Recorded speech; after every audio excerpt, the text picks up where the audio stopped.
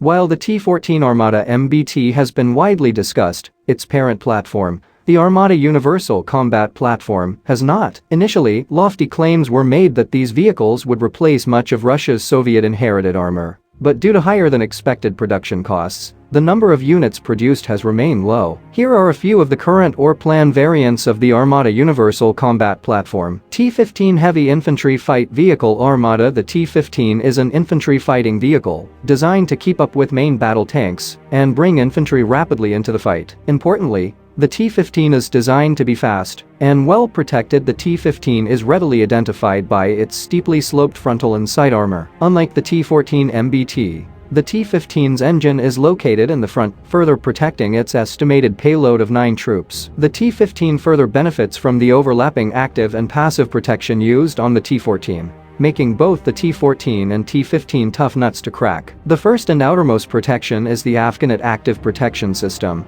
that uses radar to detect and track incoming projectiles. The AP system can pop smoke to create a smokescreen between itself and the incoming projectile, or attempt to shoot the projectile down. If something manages to get past the APs, it would have to contend with Malachite explosive reactive armor, essentially blocks of explosives on the outside of the hull that explode outwards to disrupt the path of the projectile or make it detonate before coming into contact with its hull. The hull is well protected, a blend of composite armor and steel that is estimated to be equivalent to between 1,200–1,400 millimeters of rolled homogeneous armor. The T-15 is no lightweight when it comes to firepower either, hence the HIFV Heavy Infantry Fighting Vehicle designation. It appears there are several remote weapon station variations, one with a respectable 30mm autocannon, coaxial 7.62 PKT machine gun, and 4 improved Kornet M anti-tank missiles. Alternatively, the T-15 can be equipped with a much larger 57mm autocannon and several anti-tank guided missile and machine gun variants. The current direction of IFV and APC development seems to favor the 57mm for its better penetration against lightly armored targets, better defense against drones, and a higher rate of fire. In keeping the Soviet high-power-to-weight ratio design philosophy, the T-15 is nimble and has a multi-fuel 1,500 horsepower engine with 2 externally mounted rear fuel tanks, giving it an impressive 31+ horsepower per ton. By comparison, the M1 Abrams power-to-weight ratio is 24–27 horsepower ton depending on the variant. The Kurganets family comes in infantry fighting vehicle and armored personnel carrier variants. First seen during the 2015 Victory Day parade in Moscow, the Kurganets 25 variants are likely intended to replace the wide variety of aging Soviet APCs and IFVs. The Kurganets 25 has a much higher stance than its legacy Soviet predecessors it will eventually replace, which are typically much lower profile. Outwardly, the Kurganets 25 more closely resembles the American M2 Bradley IFV or British Warrior, both of which feature higher-up, more upright stances. The more upright Kurganets stance design would theoretically afford greater protection from EADs due to higher ground clearance, and maybe a lesson taken from the American experience in the Middle East. Despite its significantly less powerful 800 horsepower engine, also located in the front of the vehicle, the Kurganets has a high 32 horsepower ton power-to-weight ratio due to its lower weight. It is amphibious as well, with a retractable wavebreaker and 2 water jets that are located quite low on the rear of the hull. Although primarily a land power, amphibious capabilities would allow its crew of 3+9 passengers to access a wider range of areas. At least one of the Kurganets' turret configurations is shared with the T-15, which simplifies manufacturing. The turret in question is an unmanned 30mm turret equipped with Kornet M anti-tank missiles and would be used on the IFV variant, while the APC variant is more lightly armed with a 7.62mm remote weapon station and does not appear to have the Afghanet Active Protection System.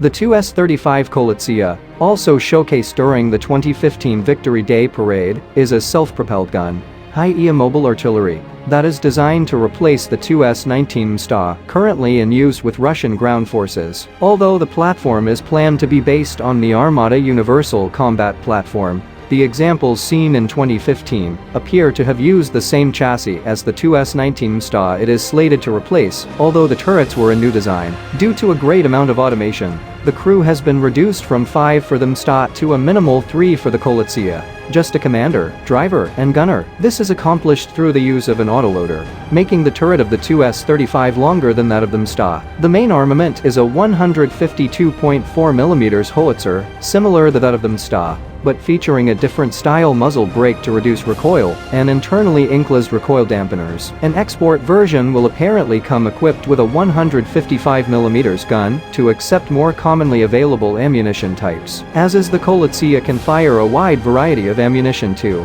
Standard high-explosive, anti-tank, jamming ammunition, as well as guided projectiles, such as the Krasnopol fin-stabilized, laser-guided artillery shell, which coasts to its target, using its multiple control surfaces. Maximum range estimates outclass SPGs of both the UK and the United States, possibly as high as 70 kilometers, or just over 43 miles.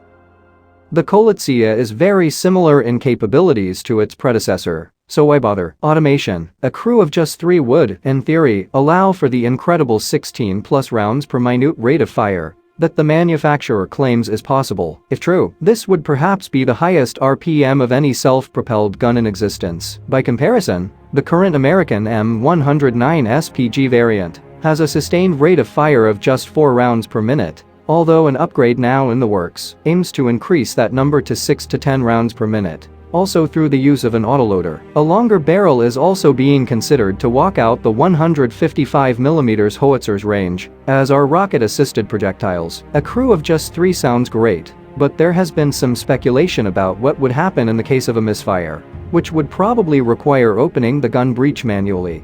Are there still unanswered questions about reliability, especially on such a fresh platform that has not yet proven itself in combat? Ultimately, these platforms hold much promise and seem to be well designed, but are as of yet untested. Like the T-14 MBT, these Armata Universal Combat Platforms suffer most from significantly lower than planned production numbers. Until they can be produced in higher numbers, cost per unit will remain high, discouraging increased production.